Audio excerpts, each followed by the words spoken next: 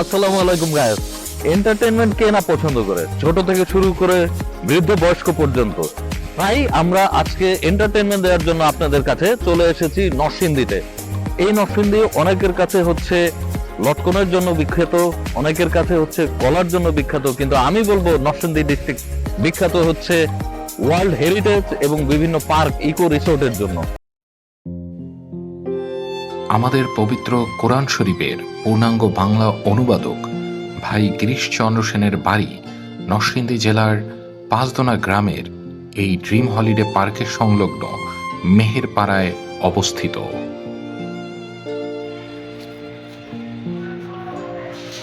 আমরা কিন্তু চলে এসেছি নরসিংদীর পাঁচদোনায় ভাই গিরিশচন্দ্র সেনের বাড়ি দেখতে। আপনারা দেখতে পাবেন এই যে সেই সুন্দর পুরো স্মৃতির বাড়িটি। এই বাড়িটি অনেকদিন পরিত্যক্ত অবস্থায় পড়ে থাকায় 2016 সালে ভারতীয় কমিশনারের অনুদানে মূল বাড়ির কাঠামো ঠিক রেখে পূর্ণ নির্মাণ করে দর্শনার্থীদের জন্য উন্মুক্ত করে দেওয়া হয়। ভাই গিরিশচন্দ্র সেন 1834 সালে এই নরসিংদী জেলায় জন্মগ্রহণ এবং 1910 সালের 15ই আগস্ট মৃত্যুবরণ করেন। আমরা গিরিশচন্দ্র সেনের বাড়িটি দেখার পর আস্তে আস্তে চলে গেলাম নাগরিয়াকান্দি সানফ্লাওয়ার গার্ডেনে। জায়গাটা খুবই সুন্দর, একদম নরসিংদীর সেন্ট্রাল পয়েন্টে, জাস্ট একটা নদীর উপরে সেতুর কর্নারেই এই নগরিয়াকান্দি সানফ্লাওয়ার গার্ডেন। এখানে মূলত দুইটি দর্শনের জায়গা, একটা হচ্ছে সানফ্লাওয়ার গার্ডেন, অপরটি হচ্ছে আপন ফ্লাওয়ার গার্ডেন। গার্ডেনটিতে ঢুকতেই যে জিনিসটা আপনাকে সবচেয়ে বেশি মুগ্ধ করবে এটা হচ্ছে মাথার উপরে যে কালারফুল আমব্রেলা। এই আমব্রেলাগুলো দেখলেই মনে হয় পর্তুগালের লিসবন সিটিতে চলে এসেছি।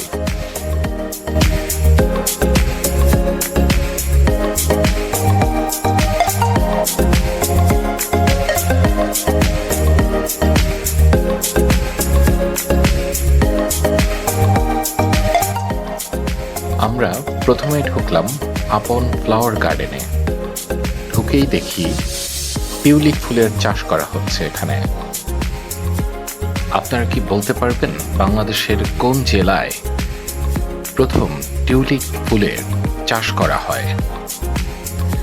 যদি জেনে থাকেন অবশ্যই আমাদের কমেন্ট বক্সে জানান।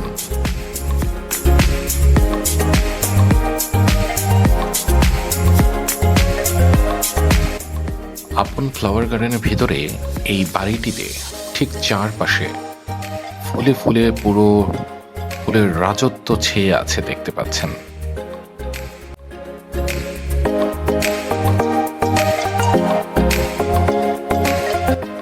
বিভিন্ন কালারের ফুলে চারপাশ ঘিরে আছে এবং এখানে দর্শনার্থীরা এসে ফুলকে ঘিরে সেলফি তুলছে।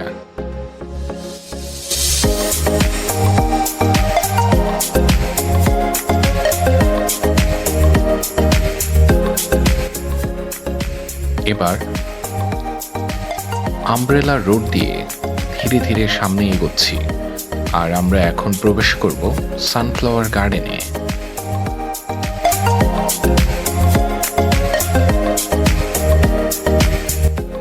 এটাই সেই কাঙ্ক্ষিত সানফ্লাওয়ার গার্ডেন। এই সূর্যমুখীর বীজগুলো বপন করার পর অনেক দিন হয়ে গেলে তারপর চারা গাছ থেকে গাছে রূপান্তরিত হয়। সূর্যমুখী ফুলের মাধ্যমে তেলবীজ উৎপাদনের পাশাপাশি বাড়তি আয়ে অনেক খুশি এখানকার কৃষকেরা। কারণ দেখুন, প্রতিটা বাগানেই আপনার ঢুকতে প্রতিটি দর্শনার্থীর 50 টাকা করে টিকিট কাটতে হয়। এটা একটা কৃষকের জন্য বাড়তি আয়, তো তাদের খুশিরও কারণ।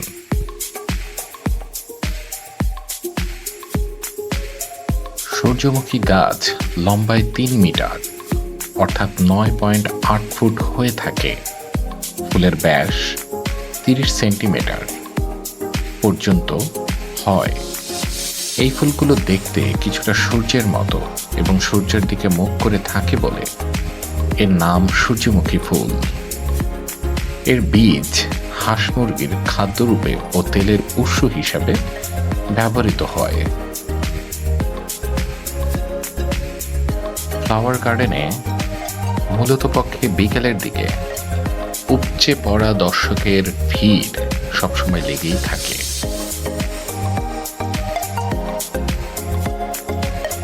(1975) সাল থেকে সূর্যমুখী একটি তেল ফসল হিসাবে বাংলাদেশে আবাদ হচ্ছে। বর্তমানে রাজশাহী, যশোর, কুষ্টিয়া, নাটোর, পাবনা, দিনাজপুর ও টাঙ্গাইল সহ বিভিন্ন জেলাতে এর ব্যাপক চাষাবাদ হচ্ছে। বাগানটির ইনচার্জ রিদন ভাইয়ের কাছ থেকে জেনে নেই তাদের এই বাগান নিয়ে পরিকল্পনা কি সামনে। আচ্ছা, এই জায়গাটার পরিচয় সম্পর্কে আপনি একটু বলবেন যে আমাদের দর্শকরা কিভাবে আসবে বা কি জায়গাটার নাম? এই জায়গাটা নাগরিয়াকান্দি, মানে সেতুর নিচে বললেই হয়, নাগরিয়াকান্দি ব্রিজের নিচে বললেই ওরা চিনবো আর কি, যে কোনো জায়গা থেকে। ভাইজান তো এই জায়গার মানে ফেসবুক পেজও আছে, নাগরিয়াকান্দি সানফ্লাওয়ার গার্ডেন নামে ফেসবুক পেজও আছে। ভাইয়া তো এখানের মানে ইনচার্জ হিসেবে আছেন, আপনার নামটা যদি একটু জানি। আমার নাম হয়েছে রিদওয়ান মোল্লা। রেদন ভাই, কিরকম দর্শনার্থী হয় আর কিরকম মানে চলছে প্রতিদিন, কিরকম দর্শনার্থী আসে এখানে? হ্যাঁ, মোটামুটি ভালো, আলহামদুলিল্লাহ ভালো আসে লোকজন। প্রায় প্রতিদিন দেখা গেছে যে আপনার 500-700 লোকজন আসে আর কি এবারে। না, জায়গাটা খুবই সুন্দর। এখন তো আমরা দেখলাম যে সানফ্লাওয়ার গার্ডেন, এটা কি আরো বড় বা বিস্তৃত করার আপনাদের কোনো সামনে কোনো প্ল্যান আছে কি? ভবিষ্যতে প্ল্যান আছে, ভবিষ্যতে ওটা পরিকল্পনা, মানে ভবিষ্যতের সিচুয়েশন অনুযায়ী পরিকল্পনা করা হইব আর কি। ওটা পরবর্তীতে আর কি, এখন আপাতত যতটুকু আছে ততটুকু। এই আপনটাও কি এক্সটেন্ড করবেন আপনারা? হ্যাঁ, আপনটাও ওটা পরবর্তীতে বানানোর চিন্তা ভাবনা আছে, বা পরবর্তীতে ওটা সিচুয়েশন বুঝে আর কি। আচ্ছা, রেদওয়ান ভাইয়ের সাথে কথা বলে খুবই ভালো লাগলো। আপনারা তো শুনলেন অ্যাড্রেসটা, তো আশা করি সবাই চলে আসবেন এবং সুন্দর একটি বিকেল উপভোগ করতে পারবেন। ইন্টারভিউ পর্ব শেষ করে আমরা এখন পথ ধরেছি ঘোড়াশালের দিকে। ঘোড়াশালে রয়েছে নাকি এক ঐতিহাসিক জমিদার বাড়ি। এটা মনু মিয়ার জমিদার বাড়ি। চলুন গিয়ে দেখি ওখানে বর্তমানে কি অবস্থায় আছে জমিদার বাড়িটি।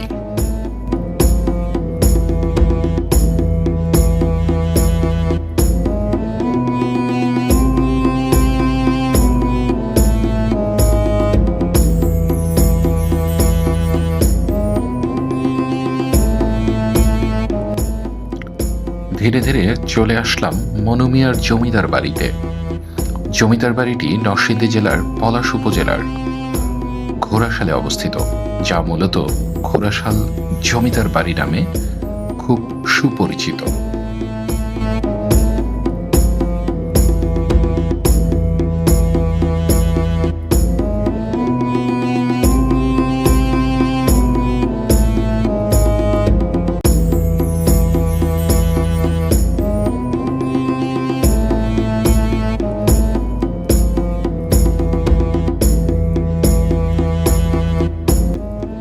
ঐতিহাসিক এই স্থাপনার বয়স প্রায় 247 বছর। বাড়িটির নির্মাণ সাল 1176 বঙ্গাব্দ, যেটা প্রতিষ্ঠা করেছিলেন জমিদার সাজদা মিয়া। আর আহমদুল কবির মনু মিয়া হচ্ছে এই সাজদা মিয়ার বংশের উত্তরসূরি।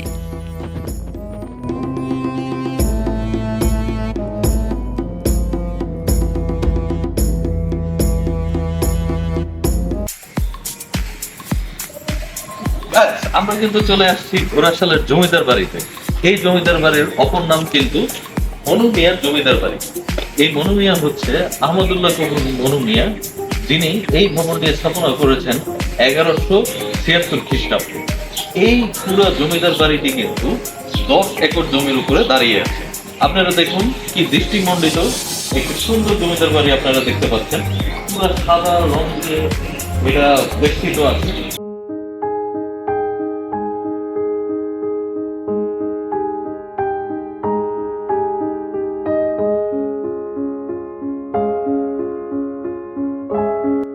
জমিদার বাড়িতে পরপর 2টি দালান এবং দালানগুলোর পরই রয়েছে এক বিশাল মাঠ এবং তারপরে রয়েছে একটা পুকুর।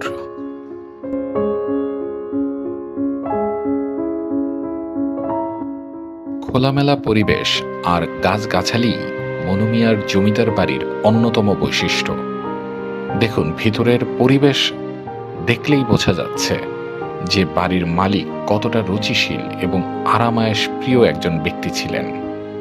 মনুমিয়ার খোলামেলা পরিপাটি এই বাড়িটি আপনার মনকে প্রশান্তিতে ভরিয়ে তুলবে।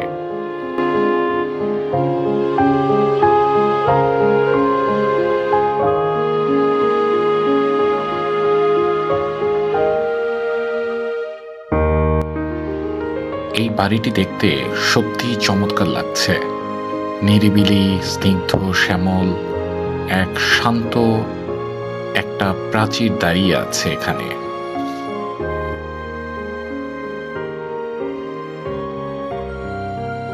পরবর্তীতে পাশেই 2 এবং 3 নম্বর বাড়িটি দেখতে আমরা অনুমতি সাপেক্ষে প্রবেশ করলাম, জাস্ট শুধুমাত্র দর্শনার্থী হিসাবে মনের আনন্দটাকে বাড়ানোর উদ্দেশ্যে এখানে একটু দর্শন করতে আসা, এবং অনুমতি সাপেক্ষে আমরা কিছু ছবি এবং ভিডিও নিয়ে নিলাম।